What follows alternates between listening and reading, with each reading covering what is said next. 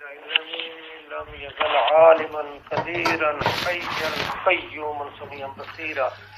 اللهم صل وسلم على نبينا محمد. اعوذ بالله من الشيطان الرجيم. بسم الله الرحمن الرحيم.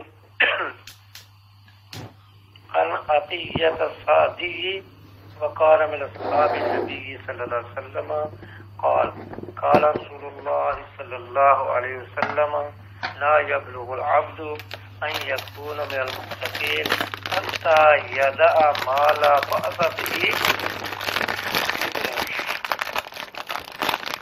باب الورع والتقوى. تقوی اور پرہیزگاری کا بیان. تقوی اور پرہیزگاری کا بیان. تقوی اور پرہیزگاری کیا ہے؟ اس حدیث میں بھی اس کی تعریف موجود. عطیہ صادق رضی اللہ تعالی عنہ سے روایت ہے، وہ صحابی تھے نبی مکرم عزت مآب علیہ السلام کے.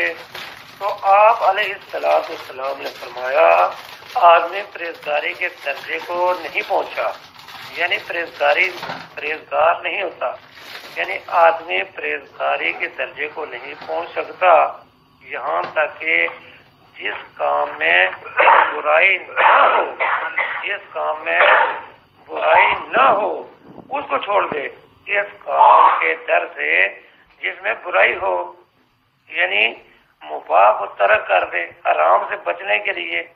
جب اس مباح میں کچھ اندیشہ ہو کہ اس کی وجہ سے حرام میں پڑ جاؤں گا، مثلا اجنبی عورت سے بات کرنا درست ہے، یا روزے میں پوسا لینا درست ہے، یا حیض کی حالت میں اوپر کے جسم کی مباشرت درست ہے، مگر ان باتوں سے بچے اس ڈر سے کہ کہیں ذریعہ نہ ہو حرام کی طرف، تب وہ متقی کہلاتا ہے. ایک تو حرام بھی واضح ہے، حلال بھی واضح ہے، لیکن اس کے درمیان جو چیز ہے کوئی شک و شبے والی چیزیں ہوتی ہے تو ان سے بھی آدمی بچ جائے. اگر میں شک شبے والی چیز میں پڑ گیا تو یہ نہ ہو کہ کہیں مجھ سے گناہ نہ ہو جائے. تو جس کام سے اللہ پاک نے روکا اس کام سے رک جانا، جس کام کے کرنے کا حکم دیا اس کو کرنا تقویٰ ہے. عبداللہ بن عمر رضی اللہ تعالی عنہ سے روایت ہے کہ نبی محترم علیہ السلام سے کہا گیا کہ کون سا آدمی افضل ہے، یعنی لوگوں میں سب سے افضل کون ہے؟ تو آپ نے فرمایا صاف دل والا، جس کا دل صاف ہو، یعنی حسد، تکبر، بغض اور خیانت سے خالی ہو. اس کے دل میں حسد نہ ہو، تکبر نہ ہو، بغض نہ ہو، خیانت سے خالی ہو، صاف دل ہو، اس کا زبان کا سچا ہو. لوگوں نے کہا زبان کے سچے کو تو ہم جانتے ہیں، پہچانتے ہیں، لیکن صاف دل کون ہے؟ آپ نے فرمایا پرہیزگار، پاک صاف، جس کے دل میں نہ گناہ ہو، نہ بغاوت، نہ بغض، نہ حسد، یعنی اللہ پاک کے خوف سے اس کا دل بھرا ہوا ہو کہ یہ گناہ نہ ہو جائے. گناہ کے چھوٹے بڑے گناہ سے ہمیشہ آدمی ڈرتا رہے. بعض اوقات چھوٹے چھوٹے گناہ جو ہوتے ہیں یہ بڑے گناہوں تک پہنچا دیتے ہیں. تو بعض چھوٹے گناہ بھی صغیرہ گناہ بن جاتے ہیں. جب چھوٹے گناہوں کو آدمی نہیں چھوڑتا، بار بار وہ کرتا ہے، ان کو اپنی عادت بنا لیتا، اپنی خوراک بنا لیتا ہے، تو پھر کیا ہوتا ہے کہ وہی بڑے بن جاتے ہیں. تو فرمایا کہ صاف دل والا وہ ہے کہ جس کا دل کینہ، بغض، حسد، تکبر، غرور سے جو ہے وہ پاک ہو. سیدنا ابو ہریرہ رضی اللہ تعالیٰ عنہ سے روایت ہے کہ ہاں حضرت صلی اللہ علیہ وسلم فرمایا اے ابو ہریرہ تو پرہیزگاری کر، یعنی حرام سے بچ، سب سے زیادہ عابد تو ہو جائے گا. فرمایا ابو ہریرہ تو پرہیزگاری کر یعنی حرام سے بچ تو سب سے زیادہ تو عابد بن جائے گا، اور تو قناعت کر تو سب سے زیادہ شاکر ہوگا،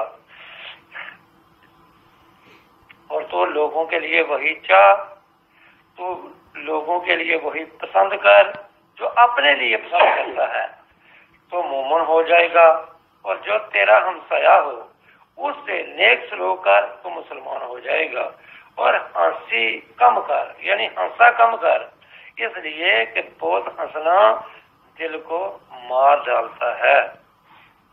سیدنا ابو ذر رضی اللہ تعالیٰ عنہ سے روایت ہے کہ حضرت صلی اللہ علیہ وسلم نے فرمایا تدبیر کے برابر کوئی عقل مندی نہیں، یعنی اصلاح معاش اور انجام، ہر کام کا جو انجام ہے اس کو سوچ کر کرنا، اور کوئی پرہیزگاری اس کی مثل نہیں ہے کہ آدمی حرام سے باز رہے، اور کوئی حسب، یعنی جس کو حسب نسب کہتے ہیں، کوئی حسب اس کے برابر نہیں ہے کہ آدمی کے اخلاق اچھے ہوں۔